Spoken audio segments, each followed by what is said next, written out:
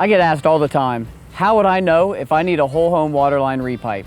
The simple answer is, if your home was built before 1996, there's a really good chance you probably do. The reason, prior to 1996, waterline installs were predominantly two different types of piping, polybutylene and type M copper, both of which are known to fail.